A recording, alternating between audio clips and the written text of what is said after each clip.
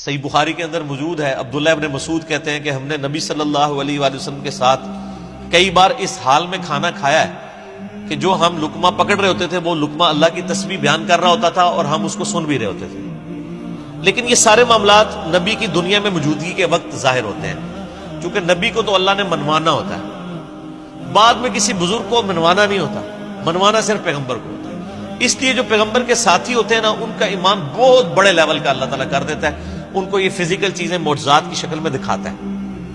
کیونکہ انہوں نے پیغمبر کی دعوت کو آگے لے کے چلنا ہوتا ہے۔ صحیح مسلم میں آتا ہے، جابر بن عبداللہ کہتے ہیں کہ میں نبی علیہ السلام کے ساتھ ایک سفر میں تھا، تو یعنی میرے ساتھ کئی ایک واقعات ہوئے، انہوں نے وہ بڑی ڈیٹیل حدیث ہے، حدیث جابر اسے کہتے ہیں، اس میں انہوں نے ایک واقعہ یہ بھی بیان کیا کہ نبی صلی اللہ علیہ وآلہ وسلم نے قضائے حاجت کے لیے جانا تھا، یعنی ٹوائلٹ کے لیے جانا تھا، کھلا میدان تھا، تو دو درخت بڑے دور تھے، آپ علیہ السلام نے ان کو یوں اشارہ کیا تو وہ درخت جو ہے وہ یوں زمین چیرتے ہوئے اکٹھے ہوئے، اور نبی علیہ السلام کے لیے انہوں نے پردہ کیا، اور نبی علیہ السلام ان کے پیچھے چلے گئے، اور اس کے بعد وہ کہتے ہیں میں نے لوٹا استنجے کے لیے پکڑایا، نبی علیہ السلام واپس آئے تو آپ نے درختوں کو یہ حکم دیا تو وہ دوبارہ واپس اپنی جگہ پہ چلے۔ سر یہ منظر جو بندہ دیکھ لے گا اس کا ایمان کس لیول کا ہوگا؟ یہ منظر جادو سے بھی نہیں کر کے دکھایا جا سکتا، جادو تو صرف آنکھ کا دھوکہ ہوتا ہے۔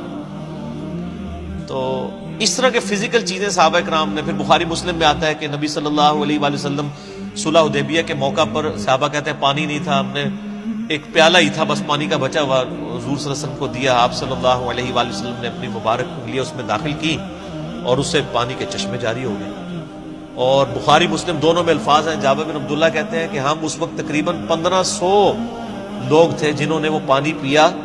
اور اپنے جانوروں کو پلا کے مشکیزیں بھی بھر کے رکھ لیے، اور وہ ایک پیالے کا پانی ختم نہیں ہوتا تھا۔ اب یہ معجزہ جو حضرت موسیٰ علیہ السلام کے معجزے سے بڑا معجزہ ہے،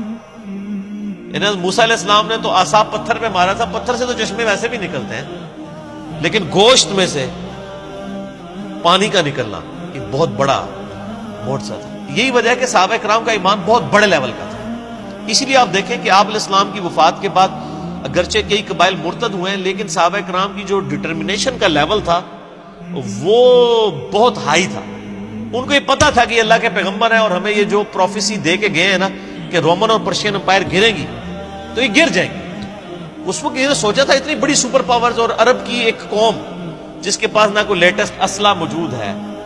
نہ اس طرح کی ریزروڈ آرمی موجود ہے، لیکن آپ دیکھ لیں یعنی نبی علیہ السلام کی وفات کے ود ان 5 ایئرز رومن اور پرشین امپائر مسلمانوں کے قدموں میں ڈھیر ہو چکی تھی۔ تو یہ صحابہ کرام کا جو کانفیڈنس تھا نا،